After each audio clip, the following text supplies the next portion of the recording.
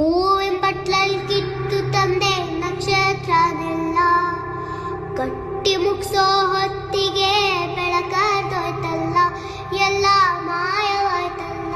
ಆ ಸರ್ವಶಕ್ತಿಯ ಕೃಪೆ ಅನ್ಸುತ್ತೆ. ಇನ್ನೇನು ಮುಗೀತು, ನಾವು ಮುಂದೆ ಏನೂ ಮಾಡೋಕ್ಕಾಗಲ್ಲ ಅಂತ ಬೇಜಾರಲ್ಲಿ ಇರ್ಬೇಕಾದ್ರೆ ಈ ವ್ಯಕ್ತಿ ಇಷ್ಟು ದಿನ ಅದೆಲ್ಲಿದ್ನೋ ಗೊತ್ತಿಲ್ಲ, ಆದ್ರೆ ಈಗ ಮುಂದೆ ಬಂದಿದ್ದಾನೆ. ಸ್ವತಂತ್ರ ಭಾರತದ ಇತಿಹಾಸದಲ್ಲೇ ಇಂತಹ ಪ್ರಕರಣ ಮತ್ತೊಂದಿರಲಾರದು. ಸಾಕ್ಷಿ ತಾನೇ ಕೇಳ್ತಾ ಇದ್ರಿ, ಸಾಕ್ಷಿ ತಾನೇ ಬೇಕಿತ್ತು ನಿಮ್ಗೆಲ್ಲ. ಈಗ ಒಂದು ಜೀವಂತ ಸಾಕ್ಷಿ ಮುಂದೆ ಇದೆ, ಈಗ ನ್ಯಾಯ ಇಸ್ಕೊಡಿ.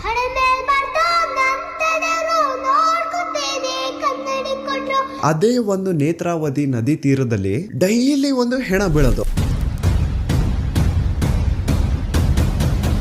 ಸೊ ಆ ಒಂದು ಬ್ಲ್ಯಾಕ್ ಕಲರ್ SUV ಕಾರ್ಗೂ ಹಾಗೂ ನೇತ್ರಾವತಿ ನದಿ ದಡದಲ್ಲಿ ಸಿಗುತ್ತಿದ್ದಂತಹ ಹೆಣಗಳಿಗೂ ಏನೋ ಒಂದು ಸಂಬಂಧ ಇದೆ ಅಂತ ಭೀಮಗೆ ಗೊತ್ತಾಗುತ್ತೆ.